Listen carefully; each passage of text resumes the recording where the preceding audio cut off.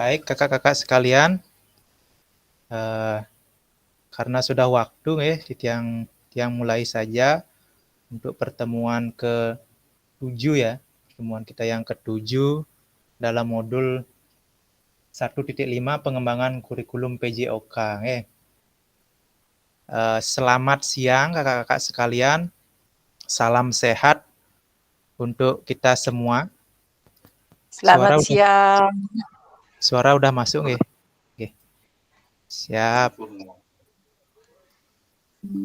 Semoga di hari yang berbahagia ini ya, kakak-kakak senantiasa diberikan kesehatan, terus keselamatan agar bisa ya bekerja baik tupoksi maupun tugas tambahan dan bisa juga mengikuti ya kegiatan eh, pengembangan seperti yang kita lakukan sekarang.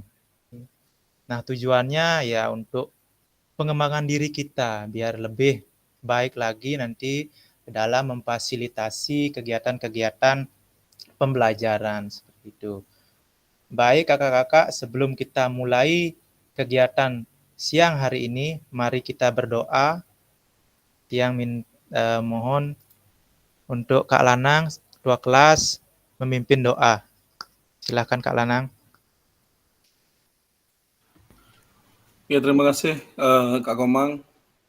Selamat siang untuk kakak-kakak semuanya. Sebelum kita ke materi, ke pembelajaran hari ini, mari kita berdoa. Semoga apa yang kita harapkan hari ini sesuai dengan keinginan kita. Berdoa dimulai. Ya Tuhan, hari ini kami berkumpul kembali untuk menerima pembelajaran dari fasilitator kami. Semoga hari ini menjadi hari yang baik dan memberikan kami ilmu pengetahuan yang baik pula untuk menjadi bekal ke depan kami menjadi guru-guru yang hebat. Terima kasih. Doa selesai. Baik, terima kasih Kak Lanang. Tiang lanjutkan ke slide berikutnya. Nah, untuk kesepakatan ya sudah kita lakukan, sudah menyepakati setiap kesepakatan ini tentunya karena terkendala banyak hal ya, kita sebagai manusia ya, kita selalu ya ada kebijaksanaan gitu. Nanti kakak-kakak juga seperti saya akan menjadi fasilitator juga nanti, pasti senantiasa apa yang sudah kita lakukan, kita ketahui bersama bahwa setiap orang pasti ada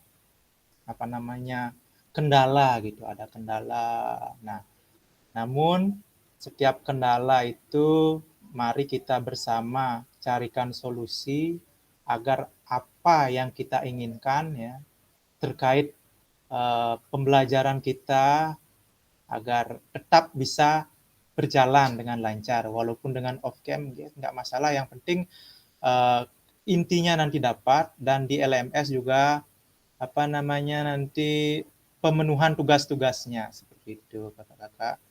Saya juga sadari kita sebagai guru ya pembelajarannya itu pembelajaran istilahnya POD ya, pembelajaran orang dewasa gitu. Jadi gaya belajar kita berbeda-beda ya, tidak tentu sama ya. Kemungkinan ada pengalaman juga ya, setiap pengalaman itu akan memberikan pembelajaran. Tidak harus seperti itu ya, tetapi tetap kita pada komitmen kita dalam pembelajaran, ada tatap maya, ada di pembelajaran asinkronus dan sinkronus ya, kita harus jalani bersama. Tuh. Oke. Saya juga berharap ya kakak-kakak tetap semangat ya, tetap semangat walaupun kondisi kita banyak kesibukan ya. Terus dijejali banyak tupoksi ya dan penugasan juga.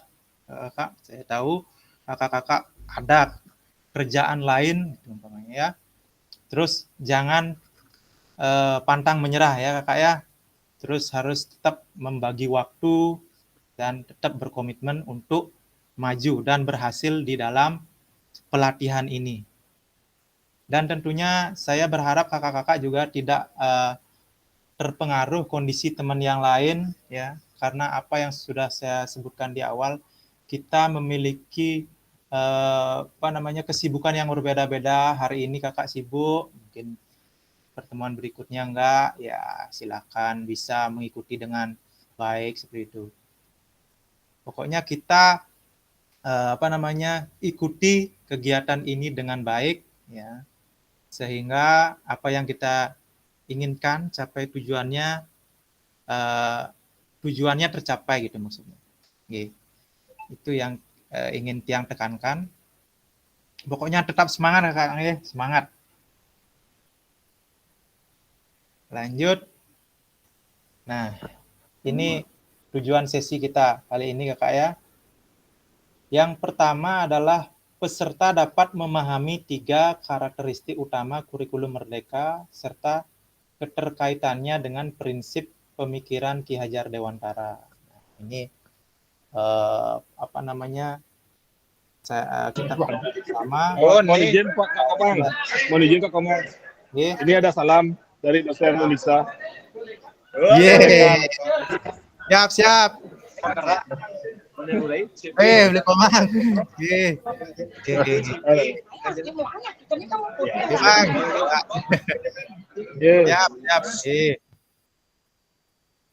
Tiang lanjutkan ya.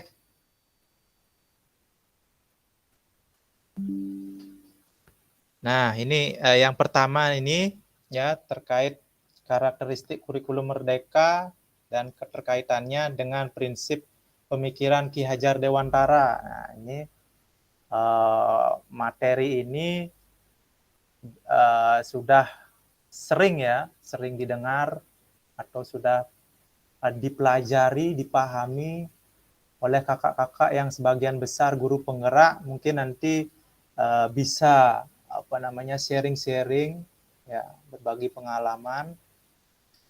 Termasuk saya juga masih dalam tahap belajar kakak-kakak. Kita belajar bersama di sini. Yang kedua, peserta mampu memahami pengembangan kurikulum PJOK. Nah, nanti seperti apa pengembangan kurikulum PJOK ya, yang sudah kita laksanakan dalam kurun waktu 2 tahun ya. Kalau di sekolah saya 2 tahun, baru berjalan 2 tahun, mungkin kakak-kakak lebih dulu menggunakan. Nah, seperti apa pemahaman terkait perkembangan kurikulum PJOK itu. Nanti kita akan lebih detail lagi berdiskusi. Tentunya diskusinya ada sumbernya ya kakak-kakak ya. Karena ini berkaitan dengan kurikulum, kita tidak boleh berpendapat tanpa sumber seperti itu. Nah, itu biar lebih kuat gitu. Yang ketiga, peserta mampu memahami penyusunan program PJOK yang berkualitas dengan backward design. Nah, ini yang menjadi ujung tombaknya ya, backward design ini ya. Desain alur mundur gitu ya, alur backward ya, alur mundur. Nah, seperti apa juga mungkin ya dari kakak-kakak sudah mengenal maupun sudah menggunakan itu desain alur mundur ini. Nah, itu 3 ya tujuan dari sesi kali ini. Terus untuk agenda kita sesi ini ya, yang pertama terkait backward design, yang kedua pengembangan kurikulum PJOK, yang ketiga pemikiran Ki Hajar Dewantara dan kurikulum Merdeka. Nah, seperti itu kakak. Ada 3 ya. 3 sesi jadinya nanti. Selama 2 JP kakak. Oke, kita lanjut yang pertama, aktivitas 1. backward design dalam pengembangan PJOK. Nah, sebelum kita membahas terkait apa itu backward design atau desain alur mundur ya, kita kakak-kakak silahkan jawab 2 pertanyaan berikut ya. Yang pertama, menurut kakak-kakak dari skala 1 sampai 10 kira-kira seberapa dalam pemahaman kakak-kakak terkait kurikulum PJOK ya. Silakan kakak-kakak pilih skala berapa? 5 gitu umpamanya ya. 5, 6 silakan. Selanjutnya yang kedua, apakah tujuan dari adanya pelajaran PJOK di sekolah? Nah, itu jawab 2 pertanyaan ini di kolom chat kakak-kakak. Yang menurut yang pertama adalah skalanya, skala pemahaman kakak-kakak dari 1 sampai 10 ya. Umpamanya 10. Setelah itu tujuan dari adanya pelajaran PJOK di sekolah. Nah, sesuai dengan pemahaman kakak selama pelatihan ini, apa sih sebenarnya tujuannya seperti itu ya kak ya. Silakan diketikkan di kolom chat ya.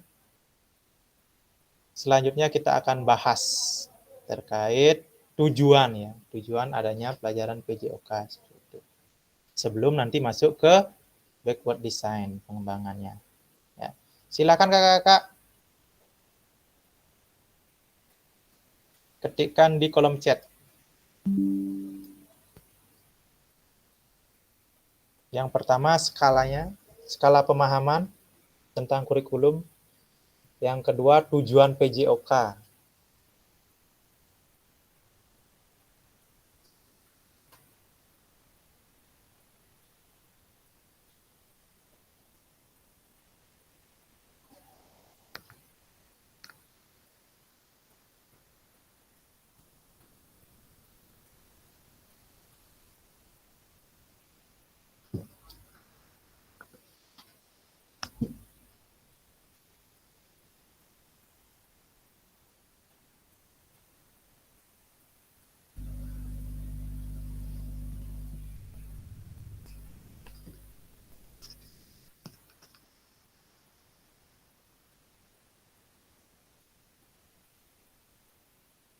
Baik, silakan kakak ketikkan di kolom chat.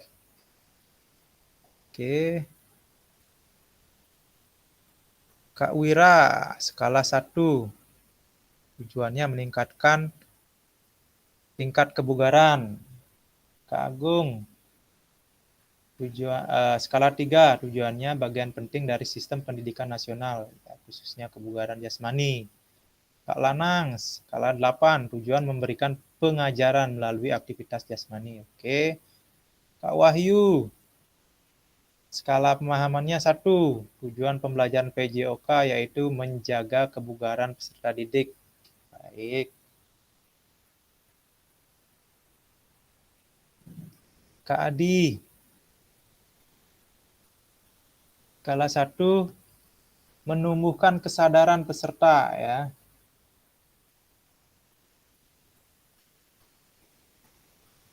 Peserta didik pentingnya kebugaran. Oke. Kak Paris, skala 2. Tujuan untuk memberikan atau menerapkan pembelajaran sehingga siswa mengetahui menjaga kebugaran. Oke. Kak Nita, skala 5. Pengembangan aktivitas fisik dan kesehatan, keterampilan motorik dan kognitif, sosial dan emosional. Baik ya. Terima kasih atas tanggapannya kakak-kakak. Nah, untuk menjawab pertanyaan ini ya, kita masuk ke CP ya, biar ada dasarnya ya. Dasarnya apa sih itu? Ya tidak pendapat gitu ya. Memang tadi pendapat, tetapi saya sendiri sebagai fasilitator tidak boleh memberikan suatu pendapat terkait hal-hal yang esensi seperti itu. Ya. Jadi kemarin sudah saya share terkait CP ya.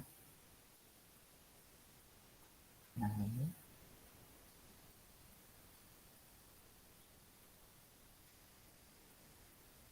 Di halaman 398 ya. Belum saya share. Sorry.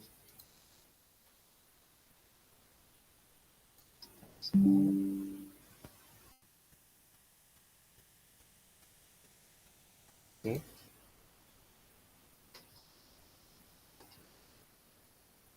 Ini kakak-kakak ya.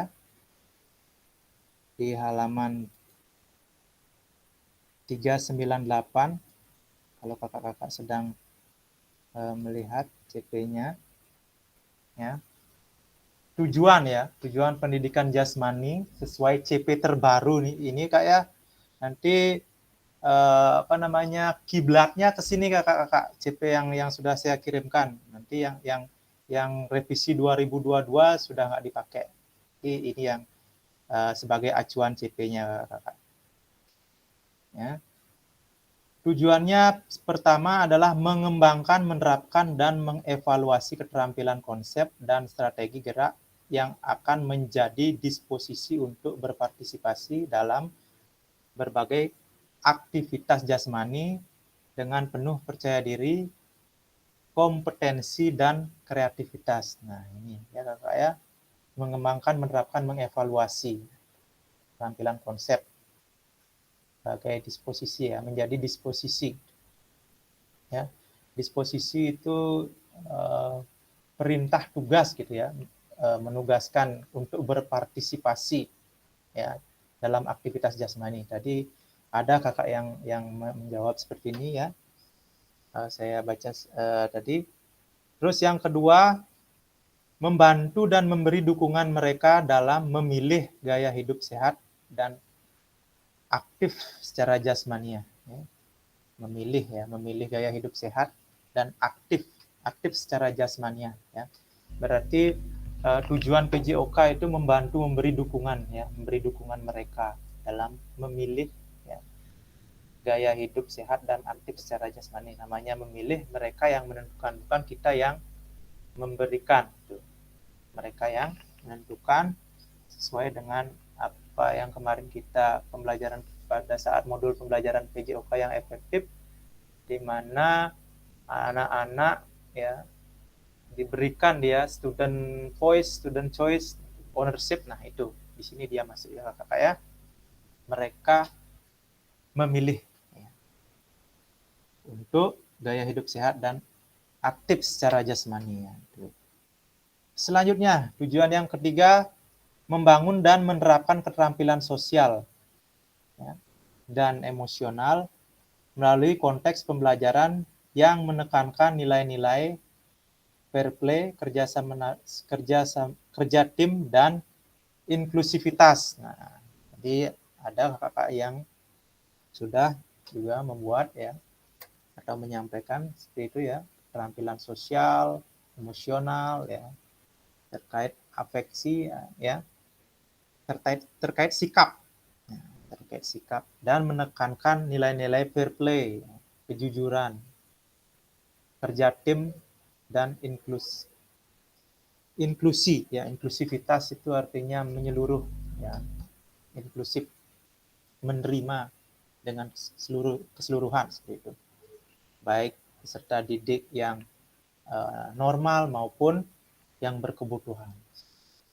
Yang keempat, menanamkan apresiasi dan mengembangkan sikap positif untuk aktif secara jasmani sepanjang hayat. Nah, sebagai upaya peningkatan keseluruhan kualitas hidup. Nah, itu yang tujuan yang terakhir ya, apresiasi ya, mengapresiasi, memberikan apresiasi ya, penghargaan, menghargai ya, mengembangkan sikap positif itu untuk aktif ya, untuk aktif secara jasmani sepanjang hayat, sepanjang hidupnya mereka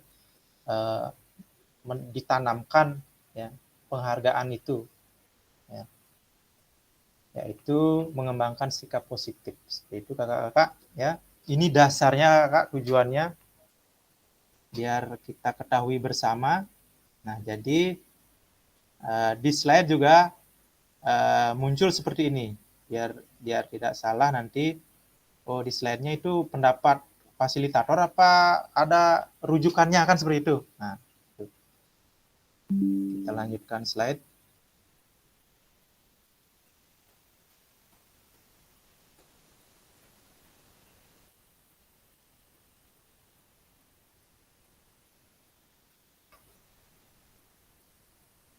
Nah, ini dia kakak. Nah, yang tadi kita sudah cermati bersama terkait tujuan pendidikan jasmani dari capaian pembelajaran yang terbaru, yang baru kemarin ya selesai, itu baru digodok ya. Perlu Tiang sampaikan ya kakak-kakak ya, semuanya, pada saat kemarin Tiang pelatihan, fasilitatornya juga pada saat itu masih belum berani menyentuh CP kemarin ya kakak ya, karena fasilitator tahu mereka sedang menggodok ini ya, sedang menggodok yang kita sampaikan tadi. Jadinya nanti akan seperti ini loh, nanti masih draft gitu kakak ya, masih draft. Nah, tentunya draftnya juga kemarin dibagikan ada beberapa yang masih ada perubahan kakak. Saya kemarin sempat bandingkan, oh ini perubahannya. Jadi patokannya ini ya kakak ya, untuk CP pembelajaran PJOK di halaman 395 ya, 96 ya. Itu kakak. Nanti kita berpacu di sana. Itu acuannya. Baik, selanjutnya pertanyaan pemantik ya. Yang ketiga, terlepas dari kurikulum apapun, apakah selama ini Bapak Ibu sudah memahami dengan baik tujuan mata pelajaran dan menjadikan sebagai acuan? Dalam konteks kurikulum mereka, apakah tujuan-tujuan ini bisa dicapai? Nah, silahkan ketikkan di kolom chat kakak.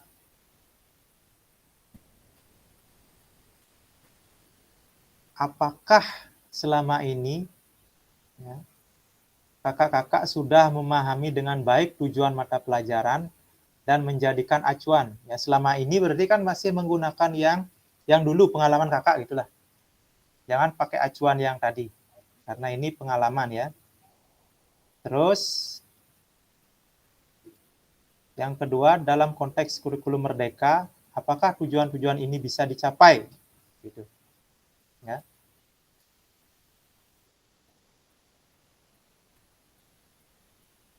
Terus yang pertanyaan ini berarti sudah ke CP yang tadi. Ya. Selama kakak-kakak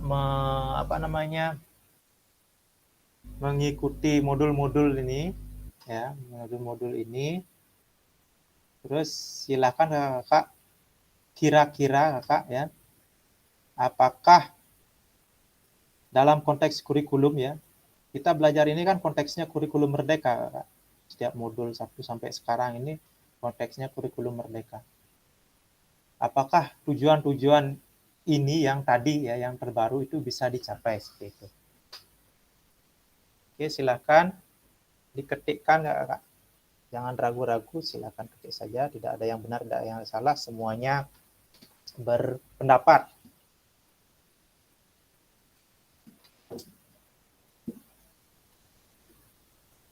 Oke, Kak Wira sudah belum? Yang pertanyaan pertama. Yang kedua, yakin bisa ya, bisa. Terus Kak Lanang, kalau sesuai dengan CP saya belum, tapi bisa diintegrasikan ke Kurmer ya, Kurmer. Oke, terima kasih. Selama ini belum, Kak Eka. Dalam konteks Kurmer tujuan ini bisa dicapai. Oke. Ya.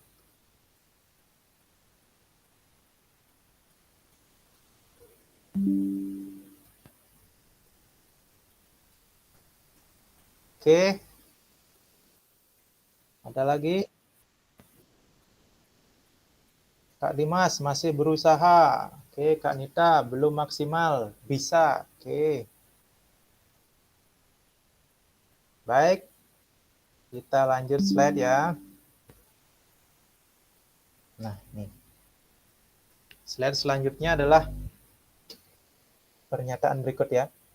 Memahami tujuan umum penting sebagai acuan untuk memahami muara akhir pembelajaran. Ya. Untuk mencapai tujuan umum ini, pemerintah sudah menurunkannya ke dalam CP dan mempersilahkan guru atau satuan pendidikan untuk menurunkannya lagi ke dalam TP. Nah, ini ya.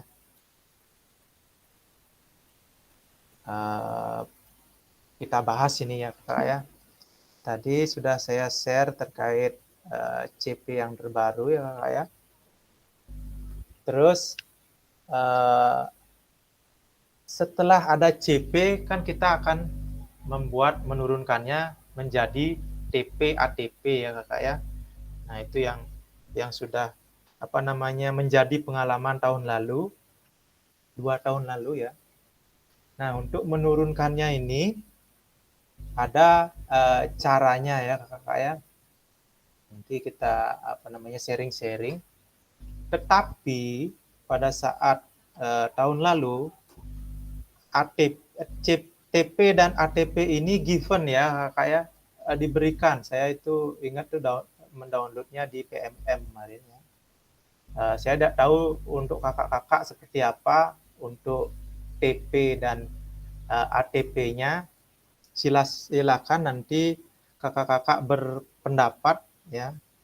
Berpendapat seperti apa sih kakak-kakak merumuskan ya TP dan ATP-nya ini sehingga menjadi tujuan pembelajaran dalam PJOK gitu ya Kakak ya.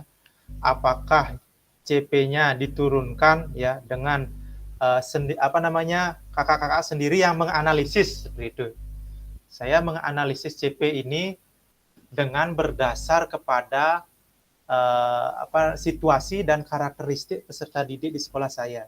Karakteristiknya dulu, karakteristik peserta didik, baru melihat situasi itu asetnya seperti apa, bisa nggak digunakan tujuan pembelajaran ini dengan melihat karakteristik peserta didik dan aset yang ada di sekolah kita. Apa ya kakak-kakak menggunakan TP ATP yang sudah diberikan dari Kemendikbud? Itu pertanyaannya Kakak ya. Apakah menganalisis sendiri atau menggunakan given pemberian? Coba kakak-kakak bisa berpendapat langsung ya Kakak ya. Silakan open mic Kakak. Kita sharing aja Kakak, apapun boleh sampaikan. Silakan. Oke, silakan Kak Wira. Terima kasih atas waktunya Kak Komang. Siap Kak Wira. Pengalaman Tiang selama mengajar dari awal kurikulum Merdeka itu nih. Yeah. Tiang selalu menggunakan tujuan pembelajaran ATP, alur tujuan pembelajaran yang di PMM. Tetapi Tiang edit lagi, sesuaikan dengan kondisi sekolah, keadaan sarana prasarana dan kondisi siswa. Tetap Tiang pakai acuan itu yang di PMM, tetapi Tiang edit lagi kata-katanya, terus Tiang sesuaikan dengan situasi dan kondisi. Terima kasih Kak Komang. Baik, bisa dibagikan bagaimana Kak Wira kalau yang mengeditnya itu seperti apa Kak Wira? Seumpamanya ada analisis seperti apa gitu. Coba disampaikan Kak Wira. Dari CP menjadi TP itu Kak Wira. Ada strategi trik khususnya nggak untuk menentukan itu TP-nya yang Kakak Wira pernah lakukan? Yang saya lakukan, Kak Komang, hanya memperkecil ruang lingkupnya ketika materinya itu atletik, yaitu kata kerjanya menjelaskan dan mempraktekkan, ya saya hanya pakai mempraktekkan saja gitu, misalnya Kak Komang. Baik. Karena pada saat pembelajaran atletik saya hanya di lapangan saja, mungkin seperti napsa baru saya menjelaskan saja gitu kata kerjanya. Itu Baik. mungkin masih masih ragu sebenarnya Kak Komang, minta sarannya juga Tidak dari apa-apa. teman-teman sama Kita kakak-kakak yang lain. sama-sama gini, sharing-sharing nanti Kak Wira ya. Ya. Saya pun walaupun ya hasil ya belum tentu sesuai juga. Kita sama-sama belajar. Saya juga ingin mendengarkan seperti apa kakak-kakak yang lain gitu, biar jadi inspirasi nanti saya untuk perbaikan saya ke depan seperti itu kakak. Baik, silakan kakak-kakak yang lain, urun rembuk silakan sharing-sharing. Baik Kak Agung. Izin Kak Komang dan teman-teman semuanya berbagi pengalaman atau sharing. Kalau saya sendiri terkait dengan alur tujuan pembelajaran, biasanya saya gunakan patokannya itu adalah ABCD itu Kak Komang. Yang audience, behaviors, terus condition, terus degree-nya itu gitu. Kalau misalkan itu yang pakai yang gunakan biasa itu yang pakai pedoman gitu. Kalau misalkan untuk materinya saya tetap gunakan biasanya gininya buku ajarnya gitu. Saya hanya mengambil materi-materi terkait dengan pelajaran yang akan dilaksanakan. Itu aja Kak Komang. Terima kasih. Baik, terima kasih Kak Agung. Ada lagi yang lain?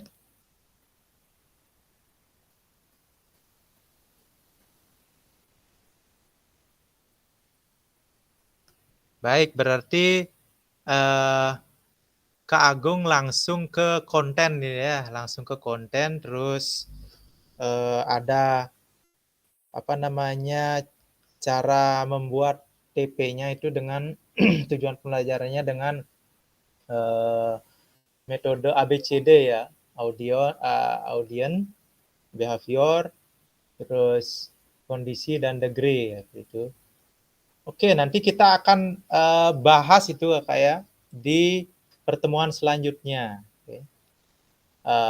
Terkait dengan bagaimana menurunkan ya dari CP ke TP ya. Pada pembahasan kali ini ya Kak, belum kita menyentuh ke metode ABCD, tapi pasti akan kena di sana ya, pasti.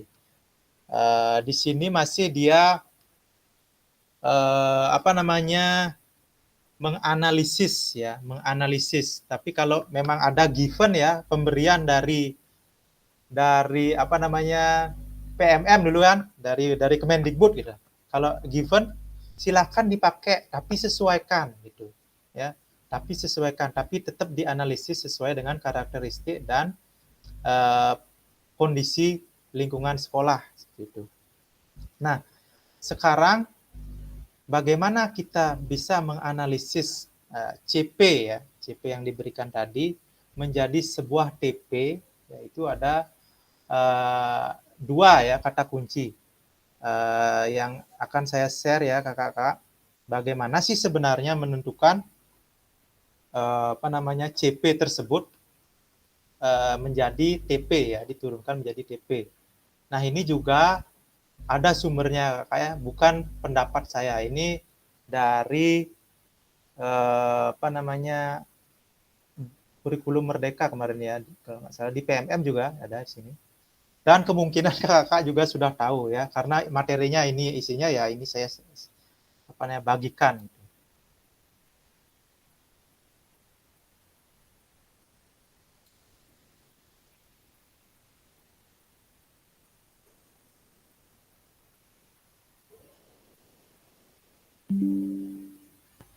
Jadi dia di bagian panduan ya.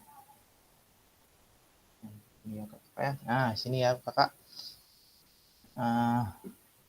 Nanti bisa saya share mungkin kalau kakak ada yang nggak punya. Kalau ya biasanya semuanya sih kayaknya udah, karena udah berjalan ini ya kakak ya. Halaman 15 ini dia kak. Nah yang ini panduan pembelajaran dan asesmen ya. Yang ini kakak mungkin kakak sudah punya ya.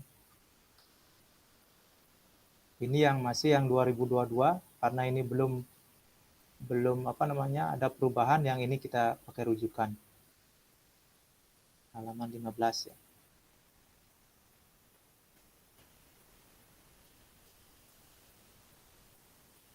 Oke, ini kakak ya. Merumuskan tujuan pembelajaran ya. Saya langsung aja percepat. Di bagian penulisan tujuan pembelajaran sebaiknya memuat dua komponen utama ya. Dua komponen utama yang ini ya. Yang pertama adalah kompetensi, yaitu kemampuan atau keterampilan yang perlu ditunjukkan atau didemonstrasikan oleh peserta didik. Ya, Kak ya. Itu. Pertanyaan panduan yang dapat digunakan pendidik antara lain secara konkret kemampuan apa yang perlu peserta didik tunjukkan. Tahap berpikir apa yang perlu peserta didik tunjukkan. Itu kompetensinya ya. Kalau apa yang kakak Wira tadi sebutkan ya, apa namanya istilahnya tuh kata kerjanya ya Kak Wira ya, kata kerja operasionalnya ini seperti apa itu. Apakah mereka menjelaskan atau menerapkan atau mendemonstrasikan, mengevaluasi, itu sesuai dengan tingkatan ya, tingkatan level kognitif itu namanya ya, level kognitif dari usia anak. Kakak lebih tahu mungkin itu ya. Terus yang kedua adalah lingkup materi ya, ada kompetensinya yaitu kata kerja operasionalnya. Yang kedua adalah lingkup materinya, kontennya ya. Konten itu materi itu ya kakaknya. Lingkup materi yaitu konten dan konsep utama yang perlu dipahami pada akhir satu unit pembelajaran. Nah, itu Kak ya. Nah, ini dia taksonomi Bloomnya. Nah, sesuai level-level ini ya Kak ya. Saya tidak akan bahas semuanya Kakak.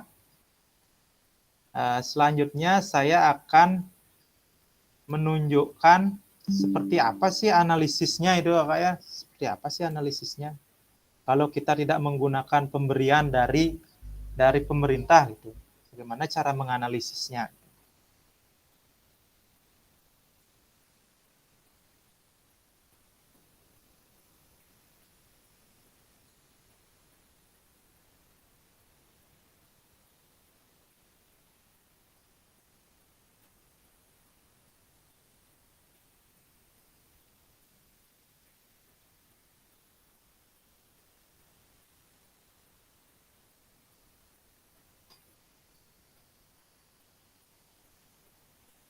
Nah, ini ya Kakak ya. Ini adalah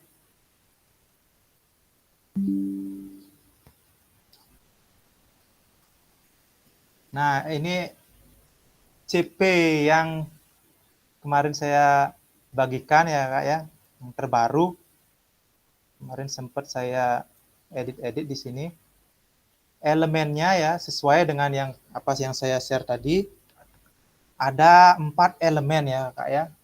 Ada 4 elemen.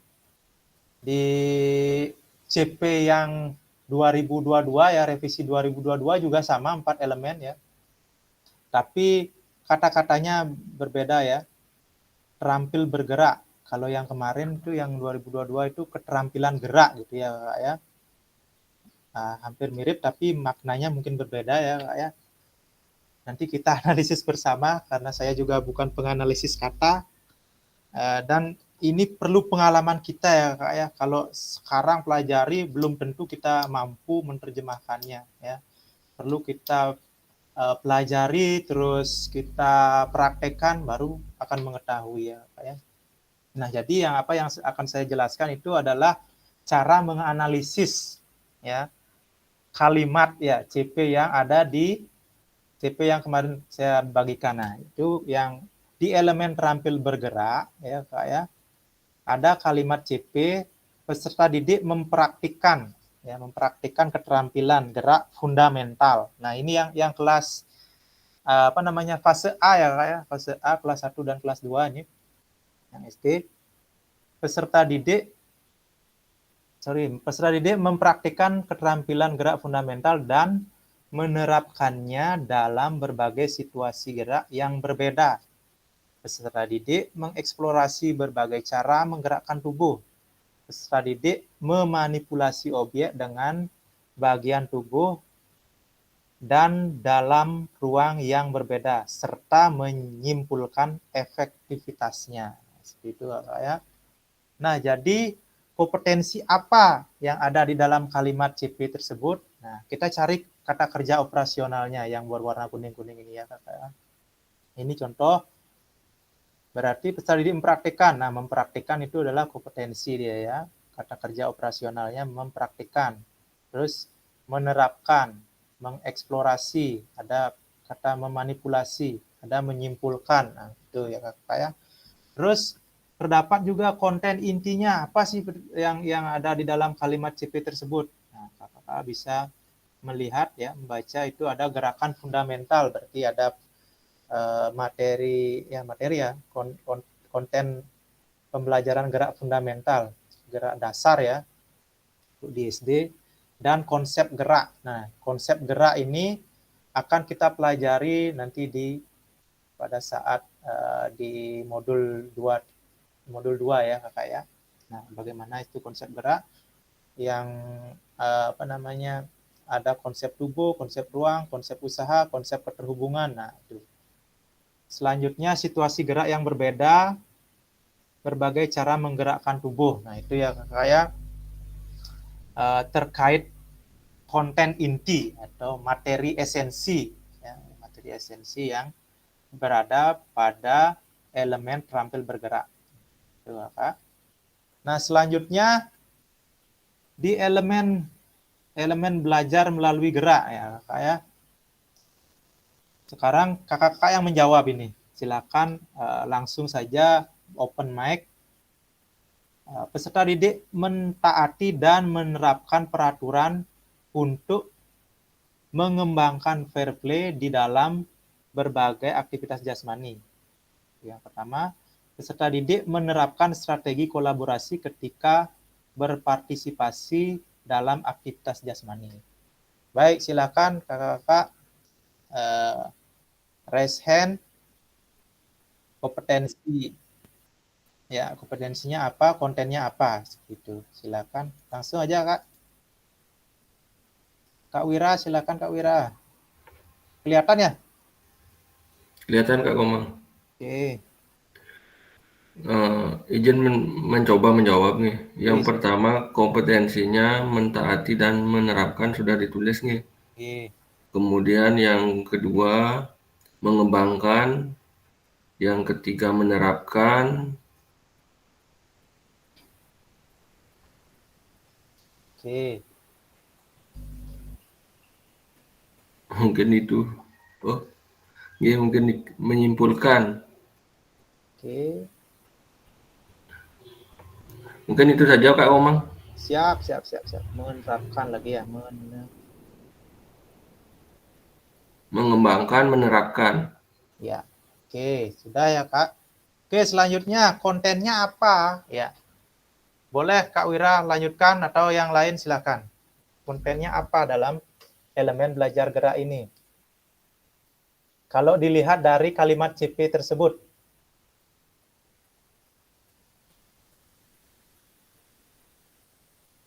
Di sini nggak kelihatan ya kontennya apa gitu ya.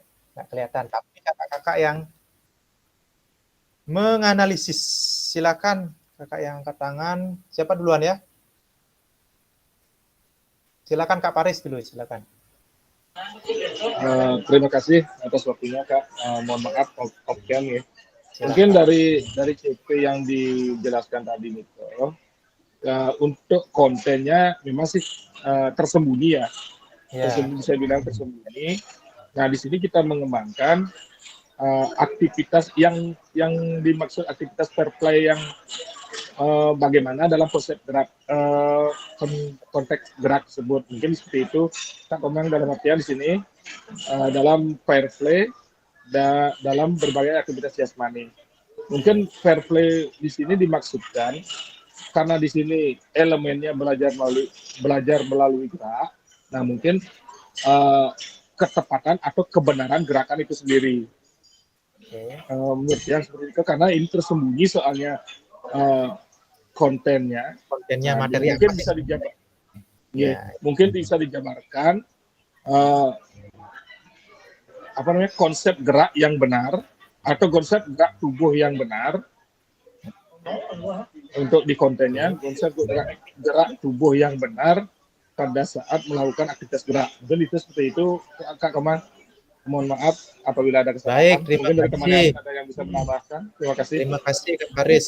Ini udah menyangkut konsep gerak ya, konsep gerak, konsep tubuh, konsep ruang, konsep usaha, konsep keterhubungan gitu. Itu masih konsep ya, itu masih konsep. Ini kontennya seperti apa materinya nanti seperti itu. Mungkin di guru-guru SD mungkin ini sudah sering ya. Gerakan fundamental itu seperti apa? Kan gerakan dasar. Terus bagaimana sih sebenarnya pembelajaran atau konten itu dikembangkan biar ada fair play gitu ya, sikap jujur gitu dalam pembelajaran. Nah, seperti itu. Ya, silakan Kak Lanang. Baik, terima kasih Kak Omang, urun rebung sedikit tentang konten ya. Ya. Jadi yang saya tangkap di sini, mohon maaf, off-cam karena kayaknya sinyalnya nggak bagus, Kak Omang. Baik, Kak. Oke. Jadi kalau dengan bahasa seperti ini, jadi saya menganalisa bahwa kontennya harus berhubungan dengan aktivitas jasmani. Nah, ditekankan di sini adalah berbagai aktivitas jasmani. Terus tadi Kak Faris bilang juga harus mungkin fair play kan seperti itu. Jadi kalau menurut saya, kalau memang aktivitas jasmani berarti kan semua yang menggunakan aktivitas gerak. Jadi kalau kontennya di sini mungkin salah satunya adalah melakukan guling depan atau mungkin menggiring bola, mungkin seperti itu contoh-contoh kontennya mungkin Kamang. Terima kasih. Baik, terima kasih Kak Lanang. Silakan. Oke, Kak Faris lagi. Terima kasih. Mungkin tambahan sedikit. Nah, seperti itu yang maksud tadi seperti yang disebutkan oleh Kak Lana tadi. Kan di kontennya ini kita menerapkan gerakan yang memang gerakan yang benar, fair play-nya gitu.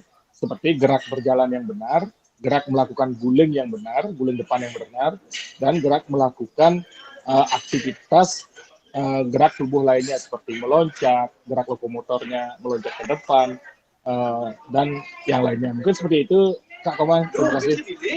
Terima kasih, Kak Faris. Sudah mulai terbuka ya. Silakan Kak Nita. Kak Nita.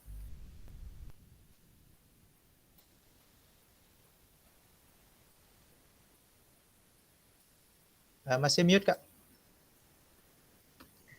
Baik, terima kasih atas kesempatan yang diberikan kepada saya. Jadi karena di sini yang ditegaskan yaitu mengembangkan fair play.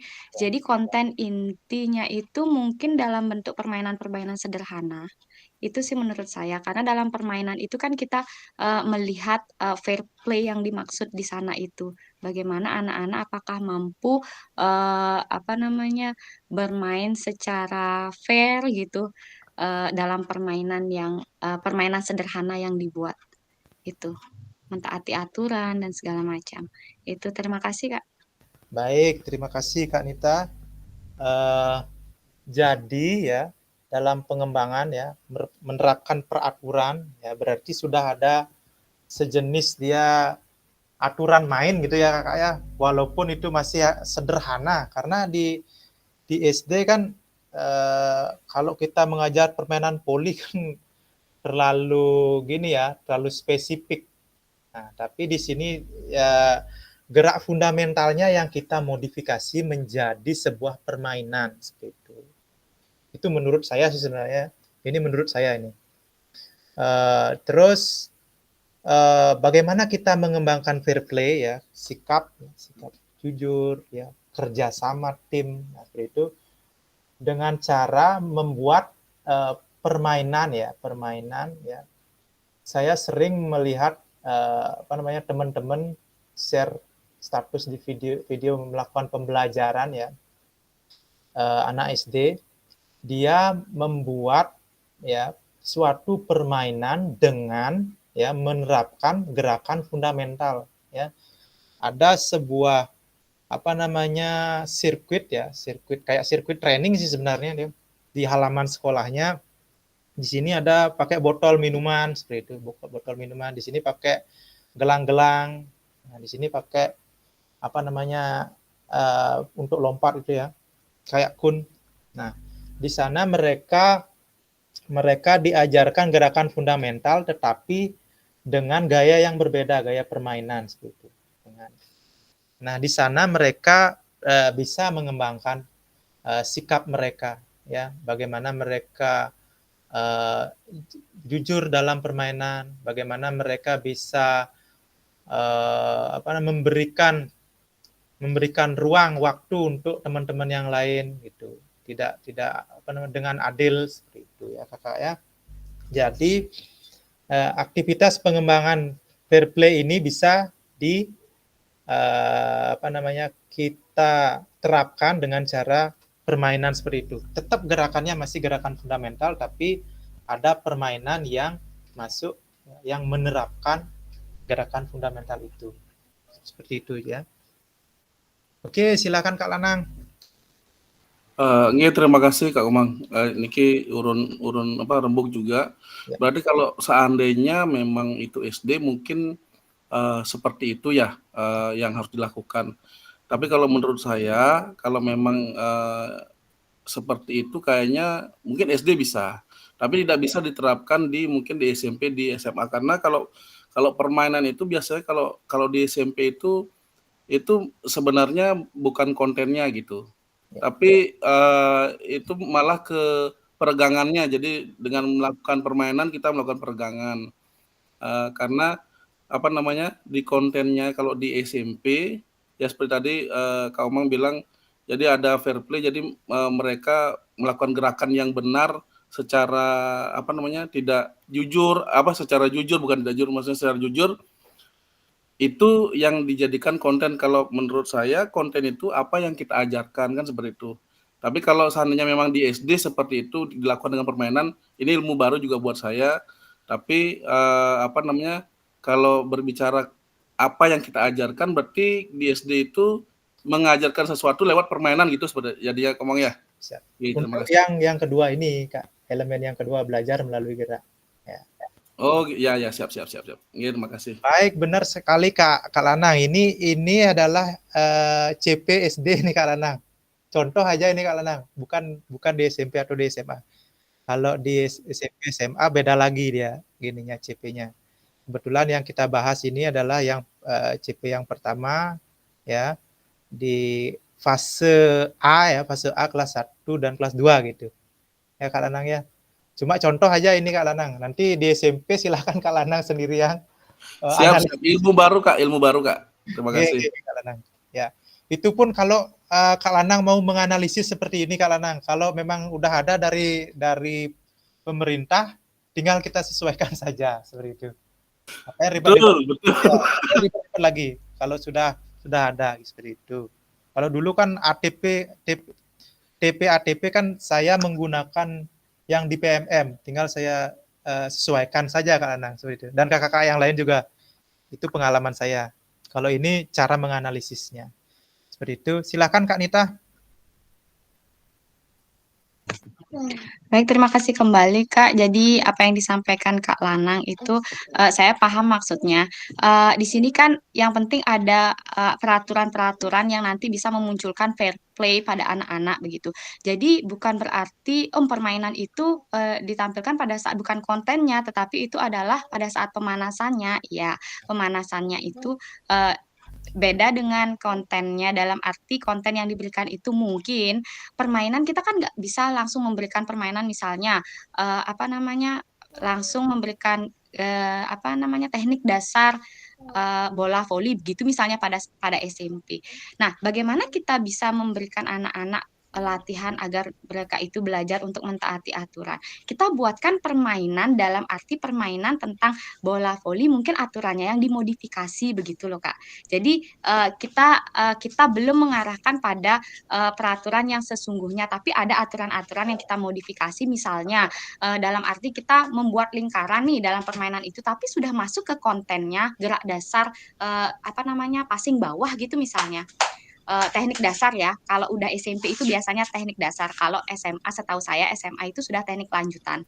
Jadi teknik dasar pada passing atas atau passing bawah gitu, misalnya dengan cara membuat lingkaran. Jadi satu orang ada di tengah untuk memberikan umpan ke temannya begitu. Jadi yang lainnya apabila bola menuju atau mengarah ke seseorang tetapi orang tersebut tidak bisa, jadi misalnya melakukan jongkok bangun 2 kali, itu kan sudah merupakan suatu aturan begitu. Jadi bagaimana siswa yang lainnya berusaha atau bertanggung jawab atas bola yang ada di hadapannya atau bola yang ada di depannya begitu, yang mampu mereka jangkau. Itu sih menurut saya aturan yang dimaksud. Berarti anak-anak itu berusaha untuk mentaati aturan yang dibuat, yang disepakati. Itu menurut saya. Terima kasih, Kak. Baik, terima kasih tambahannya Kak Dita. Sudah sangat jelas ya. Sangat jelas sekali apa yang kita diskusikan hari ini ya Kakak ya, terkait analisis CP. Ini baru setengah ya Kakak ya, analisis CP-nya ini baru kompetensi dan konten inti seperti itu ya. Jadi saya lanjutkan biar enggak ini. Nah, jadi setelah mengetahui kompetensi dan menentukan kompetensi mana yang akan dipakai dan konten apa yang kakak-kakak pakai sesuai dengan kondisi dan karakteristik siswa. Nah, nanti akan turun menjadi rumusan kalimat TP ya Kak ya, rumusan kalimat TP dengan dua ini kompetensi dan konten ya. Nah, ini belum masuk ke ABCD-nya ya, ini baru A, B ya, A, B. Berarti audiensnya pasti peserta didik kan ya, peserta didik itu.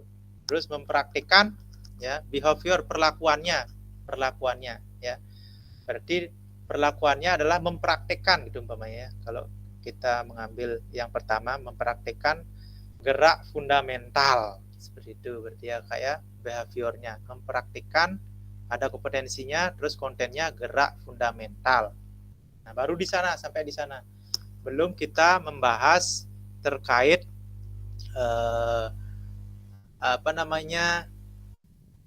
C-nya ya, dan degree-nya ya, itu kondisinya seperti apa, apakah dalam individu, apa kelompok, apa bertim ya, atau tingkatannya seperti apa, tingkat kesulitannya seperti apa. Nah, itu belum kita bahas ya. Yang penting ada dua komponen ini ya, terkait panduan tadi. Yang penting ada dua komponen ini dulu ya, dalam menganalisis ya Kak ya, dalam menganalisis CP-nya. Nah, kan kalimatnya peserta didik mampu mempraktikkan gerakan fundamental gitu kan, belum lengkap kan ya Kak ya. Nah, untuk lengkapnya nanti kita akan bahas di modul berikutnya ya, pertemuan berikutnya Kakak, kita akan membahas itu ABCD-nya ya, condition dan degree-nya ya, sehingga menjadi kalimat TP ya, kalimat TP yang akan kita ajarkan ya ke anak-anak itu yang kita akan bahas video ya. Nah, itu terkait analisis. Yang penting ada kompetensi dan konten inti aja dulu. Nah, itu intinya Kakak ya.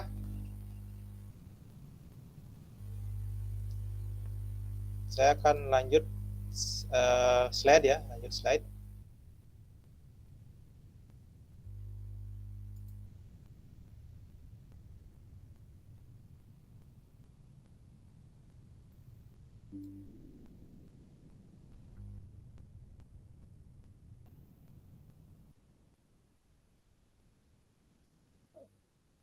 Bagaimana memastikan agar pengajaran yang kita lakukan benar-benar menyasar ke tujuan pembelajaran?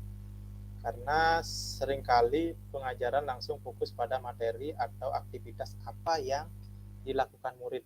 Nah, itu ya. Tadi pendapatnya Kak Agung ya, langsung ke materi. Nah, seperti itu. Apakah capaian pembelajarannya akan tercapai? Nah, itu masih menjadi tanda tanya untuk kita, seperti itu ya. Apakah boleh? Saya tidak menyalahkan ya, tidak menyalahkan, tetapi dalam backward design yang akan kita pelajari, tentu kita akan berpikir ulang, menanyakan ulang, apakah selama ini saya sudah benar dengan cara seperti itu langsung ke materi ya dari modul ini. Ya. Silakan kakak-kakak sendiri yang merefleksi.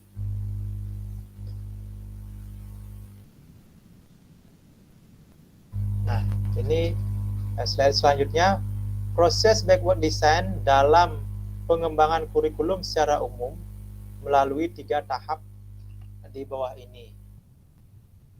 Yang pertama adalah mengidentifikasi capaian pembelajaran. Ya. Identifikasi ya yang kita lakukan tadi ya. Dari CP terbaru itu kita identifikasi dulu, baru turunkan menjadi, kita analisis, baru kita turunkan menjadi TP, ATP seperti ya. ATP itu artinya alur tujuan pembelajaran ya Kak ya.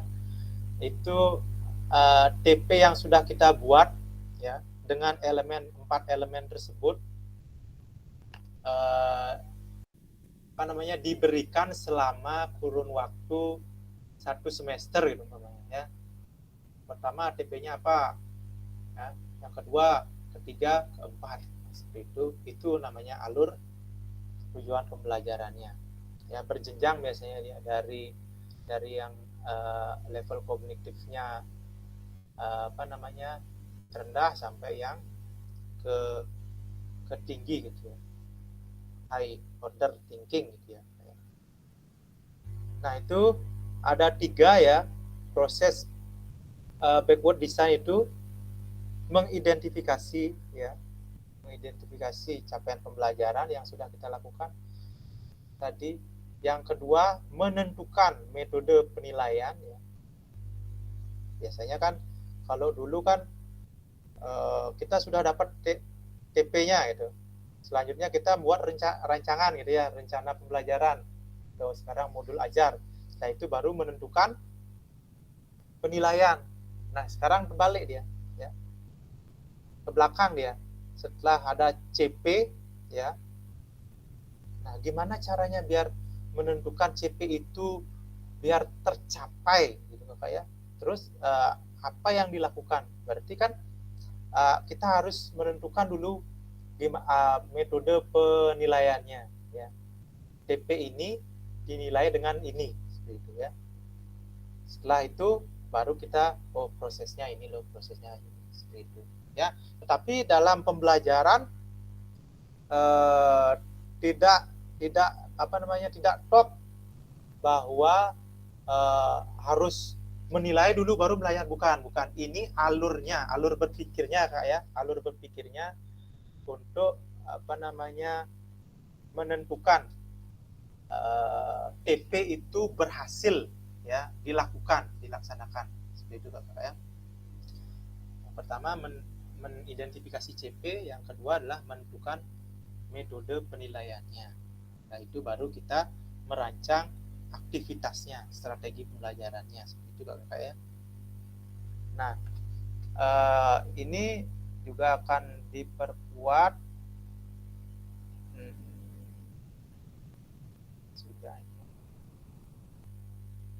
Nah, panduan yang tadi ya di halaman 28. Halaman 28. depan.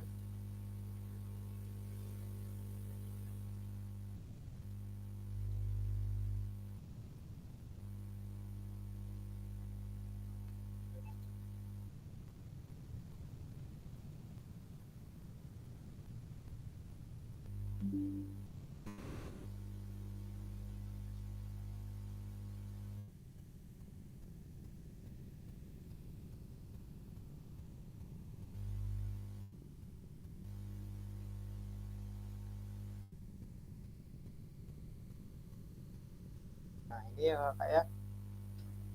Bagaimana kita menentukan asesmen ya. Tadi kan penilaian ya, sama asesmen penilaian sama. Setelah kita mengetahui TP ya, TP ATP-nya. Nah, di sini ada dijelaskan terkait asesmen ya.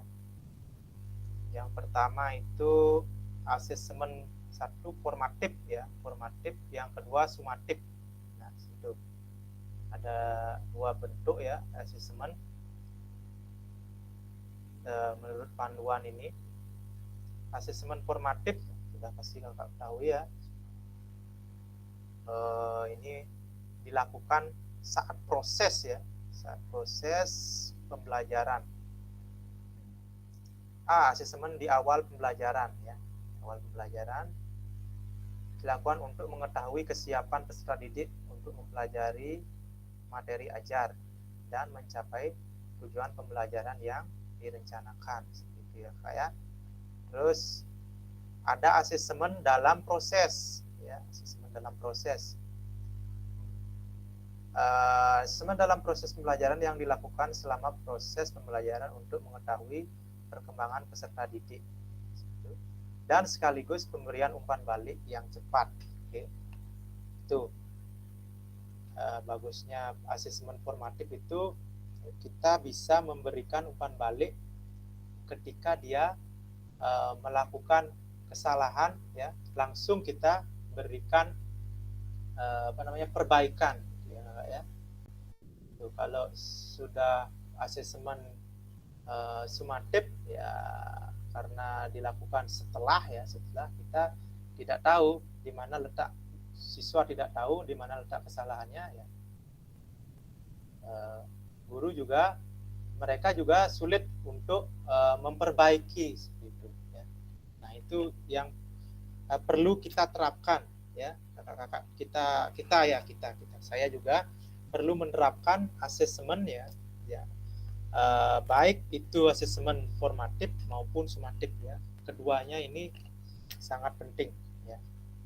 Dan mungkin saja sering kita lakukan ya. Saya sendiri ya, saya dulu paling menggunakan asesmen sumatif saja terakhir, ketika sekarang pembelajaran setelah selesai 2 kali pertemuan baru penilaian seperti itu ya. Tapi penting sekarang kita melaksanakan asesmen formatif seperti itu ya Kak ya. Nah, itu oke. Nah, ini contoh-contohnya ya Kak ya.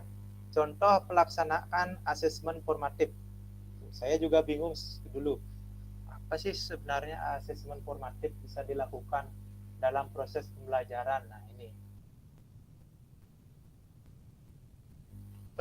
pendidik memulai kegiatan tatap muka dengan memberikan pertanyaan ya, berkaitan dengan konsep atau topik yang telah dipelajari. Nah, ini seperti pertanyaan pemantik, ternyata itu adalah asesmen formatif ya. Berarti saya sudah pernah melakukan, tapi apakah dicatat atau sekedar lewat saja kan gitu, berarti tidak direncanakan. Itu bukan tindakan yang reflektif kan, seperti itu.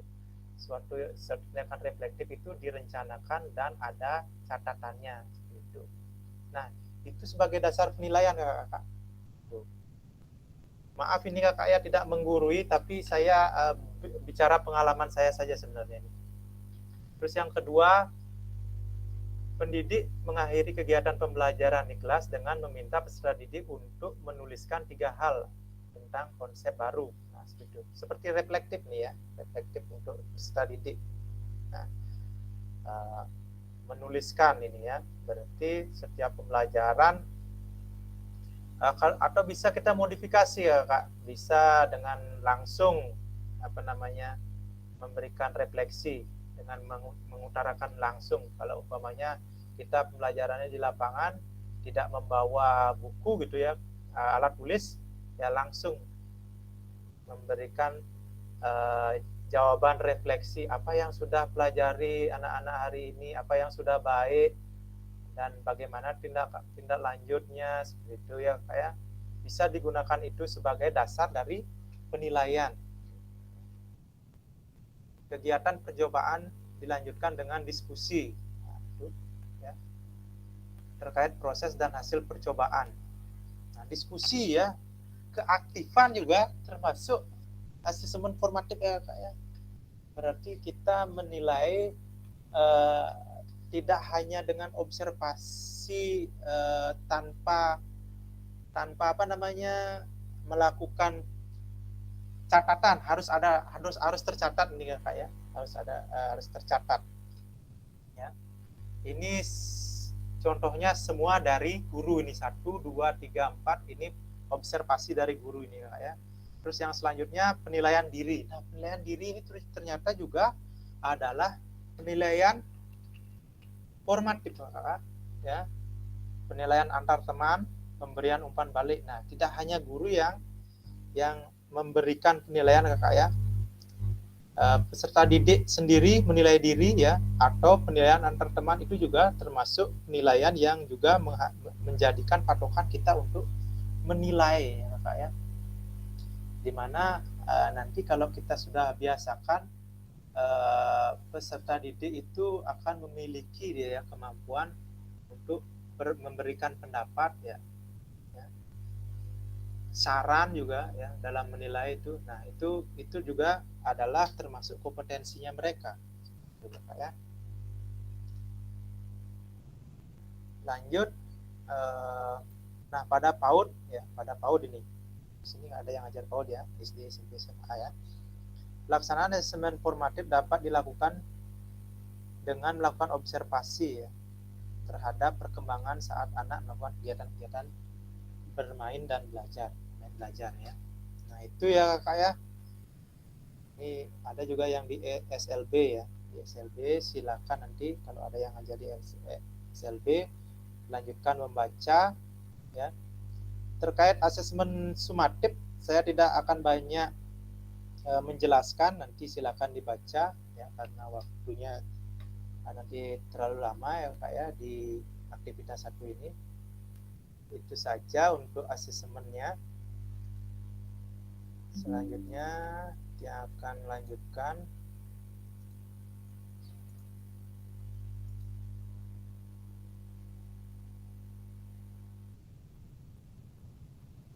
untuk merancang dan strategi pembelajaran di modul berikutnya kita akan bahas ya.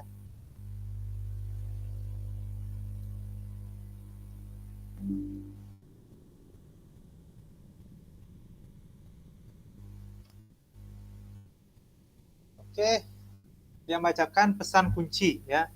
Backward design merupakan proses sistematis yang memastikan kesesuaian kurikulum dengan capaian pembelajaran yang diinginkan.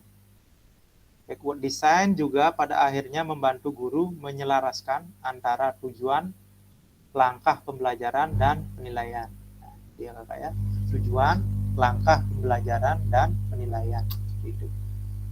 Itu yang prosesnya ya, tujuan, langkah pembelajaran, penilaian kan gitu. Tapi di backward design kan CP, setelah itu penilaian, TP, penilaiannya pembelajaran gitu ya. Selaras nanti apakah TP akan terjawab, akan terlaksana tujuan pembelajarannya ya, itu jawabannya di backward design ya Kak ya.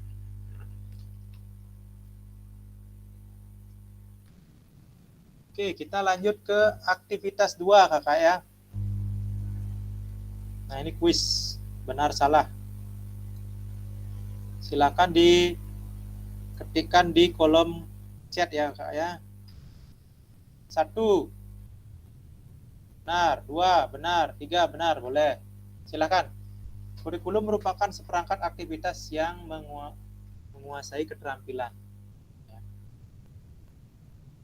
Terus buku teks peserta didik dapat dikatakan adalah suatu kurikulum. 3. Kurikulum adalah suatu standar untuk mengetahui apa yang peserta didik harus pelajari meliputi keterampilan, pengetahuan, dan sikap. Silakan kakak pilih 1, namanya apa? Salah. 2, benar. 3, benar. Silakan ketik di kolom chat.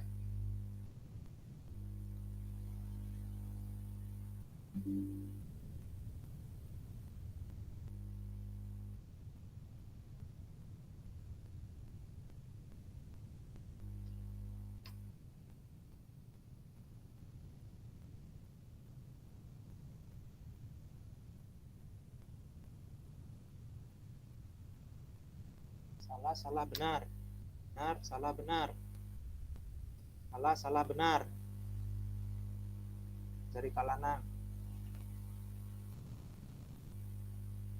Kak Agung baru 1, Kak Agung.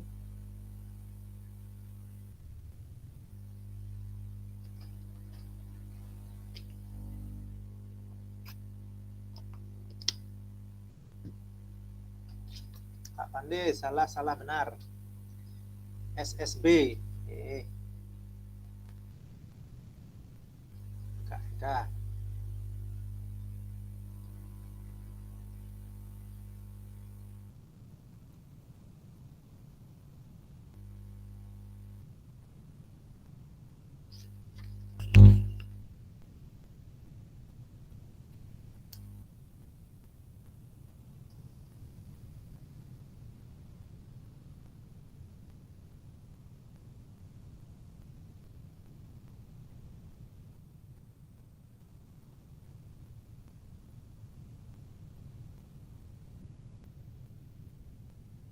Oke.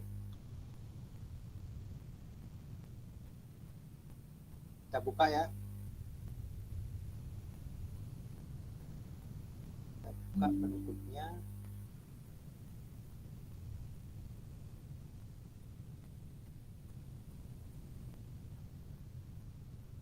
Oke. Itu ya kakak ya.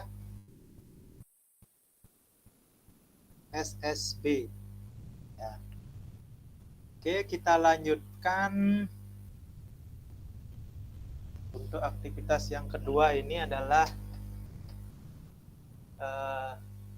komponen kurikulum pada satuan pendidikan, pelaksanaan kurikulum merdeka. Ya. Ini ada struktur ya kakak ya, struktur kurikulum. Struktur kurikulum yang kedua CP ya, CP yang sudah kita bahas tadi. Kalau struktur kurikulum itu yang isi mata pelajaran itu ya kakak ya, mata pelajaran di SD apa saja, di SMP apa saja seperti itu. Terus ada alokasi waktunya juga strukturnya. Terus capaian pembelajaran dan asesmen yang sudah kita bahas itu panduannya tadi. Setelah itu perangkat ajar. Nah, perangkat ajar itu yang akan kita buat nanti di awal pembelajaran. Kita akan modul yang ATP ya. Kalau dulu silabus namanya ATP ya. Terus apa lagi? Termasuk penilaiannya ya. Penilaiannya, asesmen nilainya seperti apa. Nah, itu perangkat ajar kakak-kakak sebagai guru. Kurikulum satuan pendidikan. Nah, itu turunan dari kurikulum Merdeka ya. Kurikulum Merdeka adalah kurikulum operasionalnya ya. Kurikulum operasional satuan pendidikan itu. Nah, itu artinya yang digunakan kurikulum Merdeka yang digunakan dalam satuan pendidikan seperti itu ya kakak ya. Tentunya sudah disesuaikan dengan karakteristik ya, karakteristik peserta didik, dan situasi dan kondisi belajar di sekolah. Nah, itu kurikulum operasionalnya yang digunakan, ya, yang sudah disesuaikan, kurikulum merdeka yang sudah disesuaikan menjadi kurikulum operasional satuan pendidikan. Ya. Selanjutnya yang bacakan, komponen kurikulum satuan pendidikan dikembangkan dan digunakan di satuan pendidikan terdiri dari karakteristik satuan pendidikan, visi, misi, dan tujuan satuan pendidikan, pengorganisasian pembelajaran dan perencanaan pembelajaran. Nah, itu jadi satu disebut dengan komponen, ya, komponen kurikulumnya, KOSP.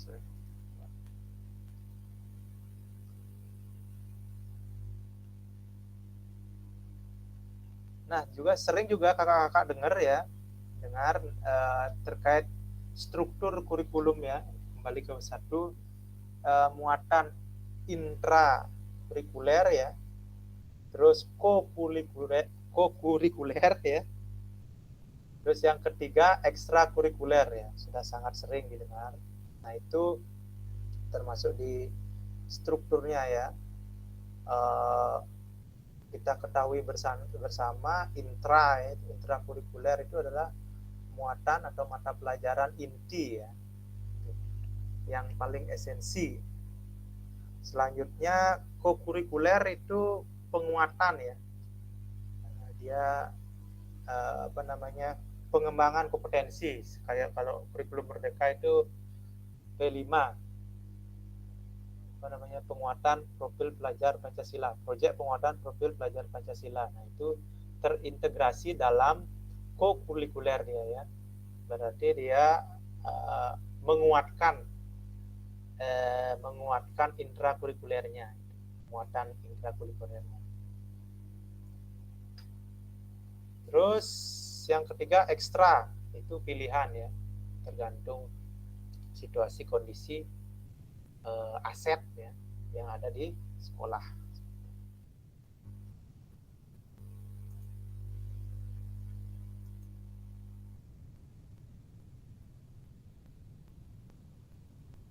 Selanjutnya, mengapa kurikulum operasional berbeda antar satuan pendidikan? Agar bermakna, kurikulum operasional satuan pendidikan dikembangkan sesuai dengan konteks kebutuhan peserta didik dan satuan pendidikannya. Ini bisa menjadi kabar gembira. Bapak dan Ibu dapat menyusun program yang relevan dengan kultur gerak di mana peserta didik tinggal. Nah, itu yang sudah yang bahas tadi, ya, kurikulum operasional, kurikulum KOSP yang tadi, ya, KOSP, di mana dia adalah kurikulum merdeka, ya, yang sudah disesuaikan, ya. Nah, dikembangkan sesuai dengan konteks, ya, konteks dan kebutuhan peserta didik dan satuan pendidikannya, ya. Itu ya, Kak, ya. Selanjutnya, mari berbagi cerita pada saat Bapak Ibu menyusun kurikulum PJOK. Nah, ini silakan diisi di Jamboard, ya, Kak, ya. Nanti kakak-kakak presentasikan.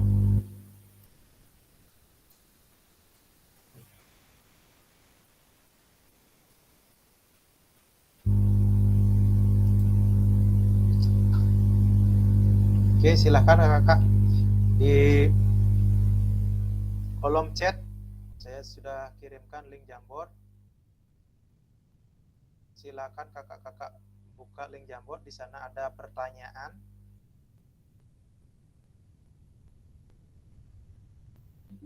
Pertanyaannya ada 3 pertanyaan. Bagaimana Bapak Ibu selama ini merancang program PJOK sebagai bagian pengembangan kurikulum mata pelajaran PJOK? Yang kedua, apa saja yang selama ini Bapak Ibu anggap menjadi sesuatu yang bernilai untuk dipelajari murid di kelas PJOK. Yang ketiga, bagaimana Bapak Ibu akan mengintegrasikan itu semua ke dalam proses pengembangan kurikulum mata pelajaran PJOK yang sedang berlaku. Silakan gunakan sticky note ya Kak ya.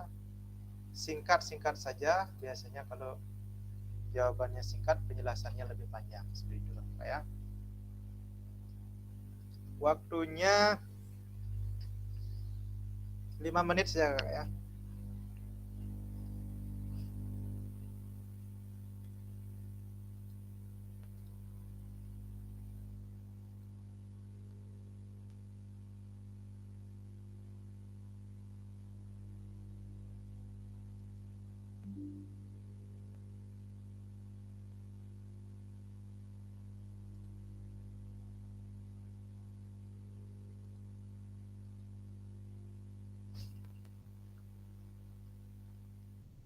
Sudah bisa dibuka ya link Jamboardnya Kakak?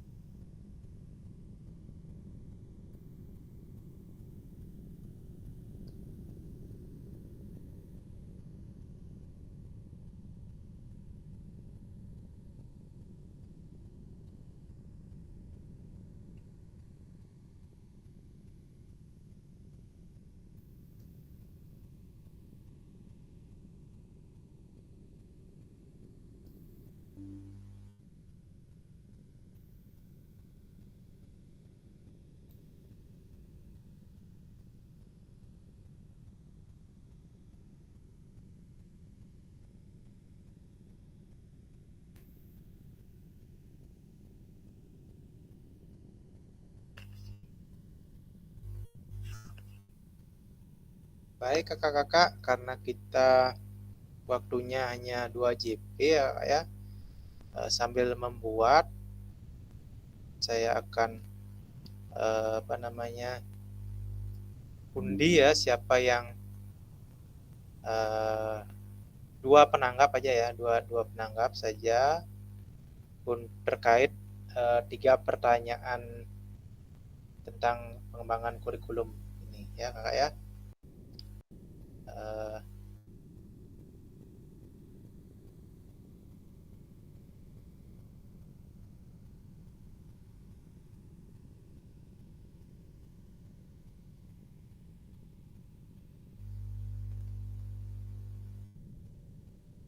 Biar adil, saya akan gunakan spinning ya.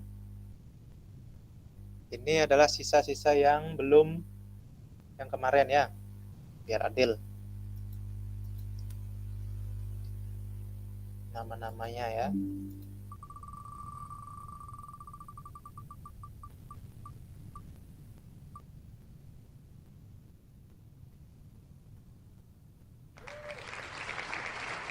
Kak Wira lagi ya, Kak Wira. Selanjut, Kak Wira ada ya? Oke, silakan Kak Wira. Sesuai dengan Ya, Kak Omang. selanjutnya ya penanggap aja karena waktu kita sudah terbatas sekali. Kak Komang ada ya? Kak Komang, cek Kak Komang. Kak Komang Sukayasa. Oke, kayaknya enggak ada ya. Yang lanjutkan.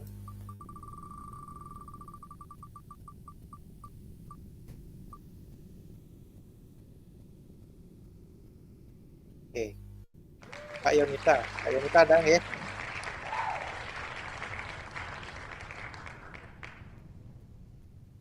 Kak Yonita lagi sibuk ya. Kak Yonita. Mungkin lagi sibuk.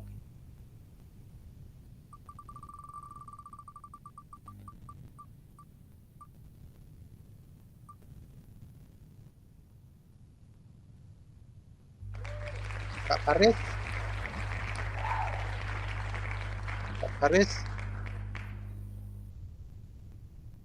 Oke, Kak Faris lagi sibuk mungkin. Siap. Oh, siap. Oke, silakan. Masih jalan. Kak Wira dulu. Kak Faris. Masih jalan, Kak. Mohon maaf. Oh, lihat pertanyaannya Kak Faris. Halo. Belum masih jalan iki. Masih jalan. Oke, Kak Wahyu aja kalau gitu, Kak Wahyu. Ya, santai aja Kak Faris, Kak Wahyu aja. Kak Wahyu ada ya?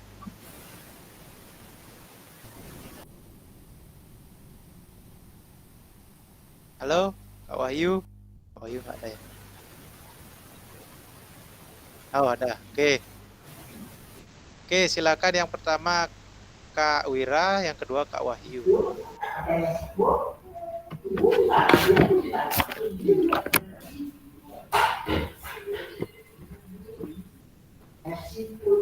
Terima kasih atas waktunya Kak Komang. Saya akan mencoba menjawab pertanyaan nomor 1.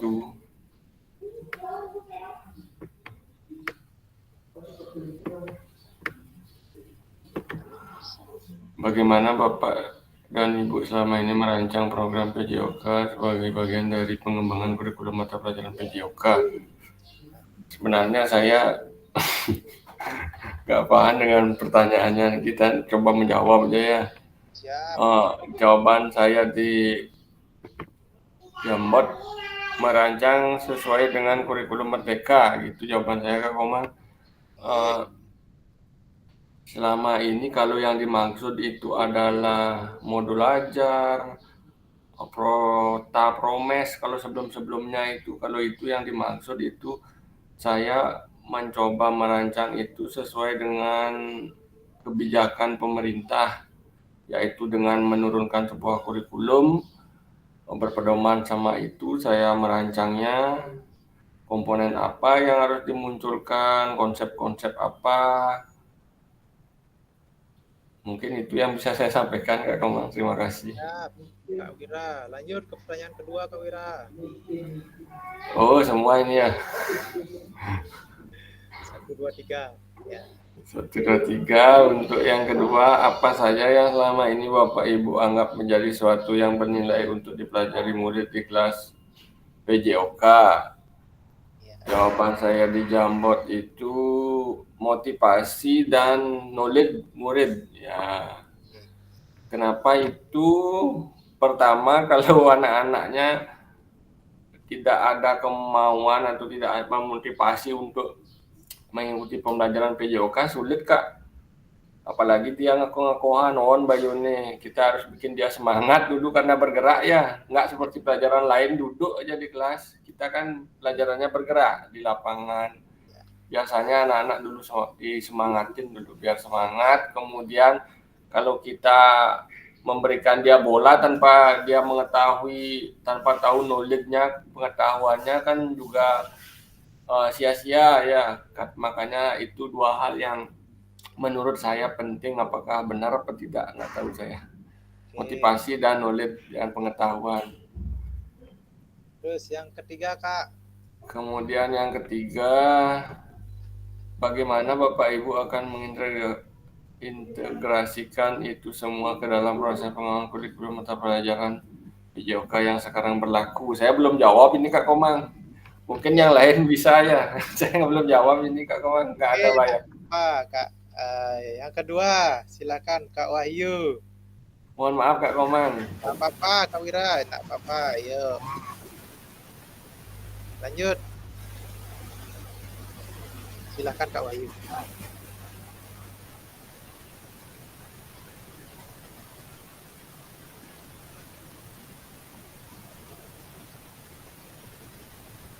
Suaranya belum kedengaran Kak Wahyu. Kak Wahyu.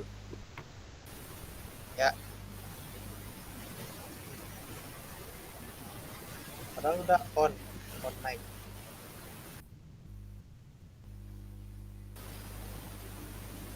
Nggak masuk suaranya Kak Wahyu.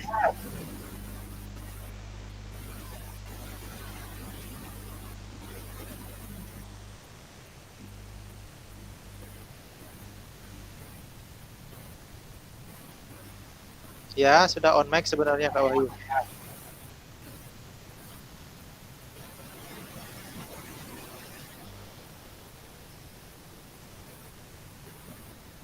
Oke, terkendala mungkin ya Kak Wahyu ya.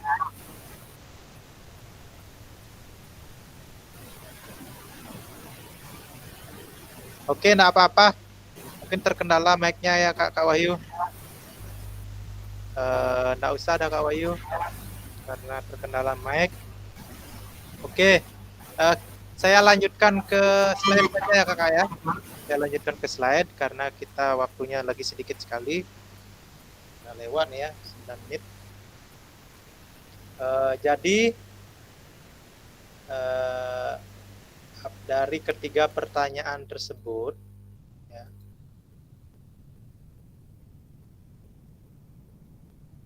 sebenarnya kakak-kakak sudah melakukan bagaimana merancang ya program PJOK sebagai bagian dari pengembangan kurikulum ya. Nah itu jadi intinya apa dalam kaitannya dengan modul ini adalah yang diperhatikan itu ya, di Jambot juga sudah ada dari kakak-kakak yang mengetikkan ya, yang membuat sudah memperhatikan kebutuhan dan karakteristik peserta didik. Nah itu ya, ini jadinya ya. Nah ini dari ketiga pertanyaan itu dirangkum ya 6 faktor yang mempengaruhi ya perkembangan program PJOK ya. Itu yang pertama itu kebutuhan dan karakteristik peserta didik ya Kakak ya. Yang kedua itu konteks masyarakat ya, sudah kakak-kakak baca ya. Di modul ini ada ya Kak ya, di modul halaman 38, silakan untuk lebih jelasnya di sana dibaca dan diperjelas lagi bagaimana terkait konteks di masyarakat ya. Nah, itu terus waktu ya, waktu apakah kita sudah memperhatikan pengembangan kurikulum PJOK itu sudah memperhatikan waktu secara global seperti itu ya, atau waktu efektif dalam pembelajarannya apakah sudah mendapat perhatian atau sudah mendapatkan perhitungan ya. Kalau kalau saya pun tidak sedetail itu ya Kak ya. Nah, dari inilah kita juga harus belajar dan penting memperhatikan 6 faktor yang mempengaruhi perkembangan program ini ya Kak ya. Terus cakupan dan tahapan. Nah, ini terkait cakupan materi, bagaimana tahapannya memberikan pembelajaran ya, terkait metodenya juga. Yang ketiga, sudah mengintegrasikan teknologi apa belum? Nah, gitu kan. Karena kita kan seiring perkembangan zaman ya, teknologi juga sangat mempengaruhi ya. Jadi perlu memperhatikan ya ke-6 faktor ini untuk perkembangan program PJOK ya Kakak ya. Nah, selanjutnya aktivitas 3 ya. Aktivitas 3 ini hanya menekankan apa yang sudah kita pelajari 2 aktivitas tadi ya. Menurut Bapak Ibu, kata kunci apa yang berulang kali kita telah bahas dalam pengembangan kurikulum PJOK? Nah, ini ya, ya. Apa yang telah kita bahas merupakan karakteristik kurikulum merdeka ya, yakni 1. Ini ada 3 ya karakteristiknya Kakak ya. Yang pertama itu fokus pada materi esensial ya. Kita sudah bahas tadi terkait di analisis itu kan konten intinya ya, itu sudah termasuk materi esensial, itu kan konten inti dia Kakak ya. Muatan yang paling diperlukan untuk mengembangkan kompetensi dan karakter peserta didik. Yang kedua, pengembangan kompetensi dan karakter ya, pengembangan itu di P5 dia ya Kak ya, ada kompetensi yang perlu dikembangkan dan karakternya seperti apa, karakter profil pelajar Pancasila ya, beriman bertakwa pada Tuhan Yang Maha Esa, yang itu bernalar kritis, berkebinekaan global, gotong royong, mandiri, kreatif ya Kak ya. Terus selanjutnya fleksibilitas pembelajaran.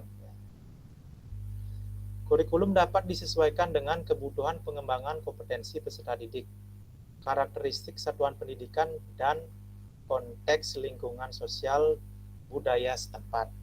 Itu ya Kakak ya, fleksibilitas dalam pembelajaran. Artinya dapat menyesuaikan terkait KOSP yang tadi yang kita bahas ya. Mari kita diskusikan pemikiran Ki Hajar Dewantara secara lebih jauh dan mengkaitkannya dengan karakteristik kurikulum merdeka. Nah, ini dia ya. Ki Hajar Dewantara menggarisbawahi bahwa maksud pendidikan adalah menuntun segala kodrat yang ada pada anak-anak agar mereka dapat mencapai keselamatan dan kebahagiaan yang setinggi-tingginya baik sebagai manusia maupun sebagai anggota masyarakat. Oleh sebab itu, pendidik itu hanya dapat menuntun tumbuh dan hidupnya kekuatan kodrat yang ada pada anak-anak agar dapat memperbaiki lakunya, bukan dasarnya. Hidup dan tumbuhnya kekuatan kodrat anak. Nah, itu bahasanya sangat sulit ya Kak ya. Mungkin perlu dipahami lebih lanjut seperti apa itu.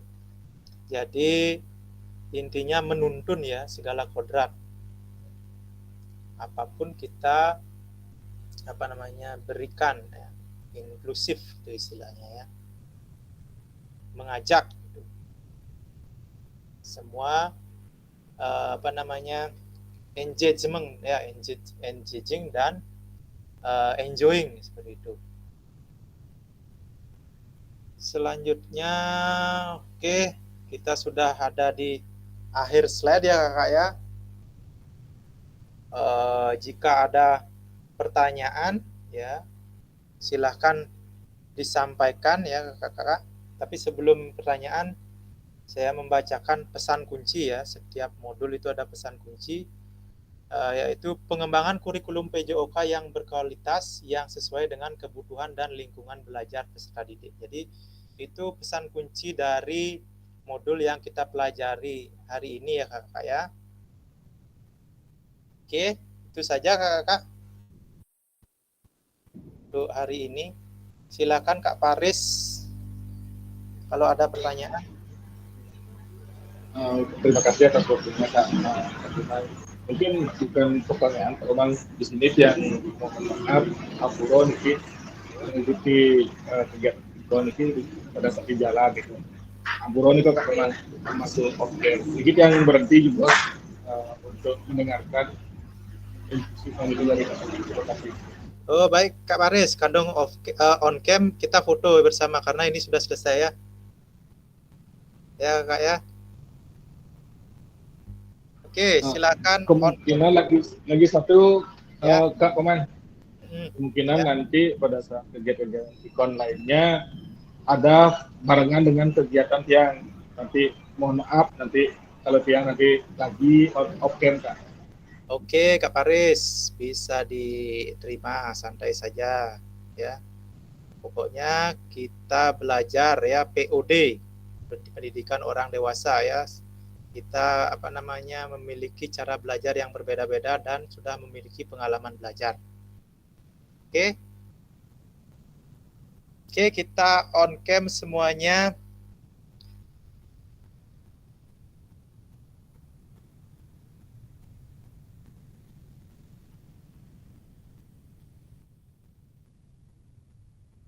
Gaya apa ini Kak? Oke, tangan mengepal dulu, tangan mengepal. Siap, 1, 2, 3.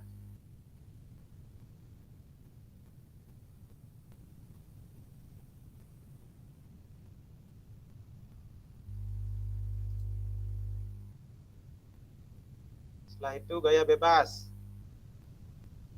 Silakan gaya bebas. 1, 2, 3.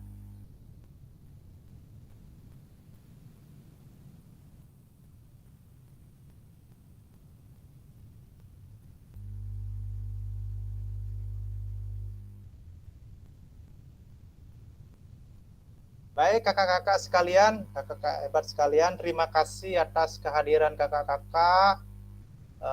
Sudah sangat semangat sekali di diskusi siang hari ini. Tetap semangat, apapun yang kita diskusikan hari ini, semoga bermanfaat. Saya mohon maaf apabila ada kekurangan. Kita tetap lanjut belajar, diskusi bersama, baik dalam tatap maya ataupun nanti luring ya. Kita juga diskusi di WA group ya. Silakan kakak kalau ada pertanyaan atau telepon juga saya boleh. Silakan. Oke, itu saja kakak yang cukupkan dengan para Santi Om, Santi Om. Doa ya belum ya? Oke. Kak Lanang mohon ditutup dengan doa. Nih. Kak Komang siap. Jadi hari ini pembelajaran cukup menarik dan luar biasa. Semoga tetap semangat kakak-kakak semua. Mari kita akhiri dengan doa. Berdoa mulai. Ya Tuhan, terima kasih atas apa yang Kau anugerahkan, apa yang Kau beri hari ini. Semoga kami bisa menyerap dengan baik dan menjadi para guru yang hebat di kemudian hari. Terima kasih Tuhan, berdoa selesai. Baik, terima kasih Kak Lanang dan kakak-kakak semuanya, terima kasih. Terima kasih semua, izin like. Terima kasih Kak Komang, semuanya. Semangat berlibur. Semangat berlibur gitu.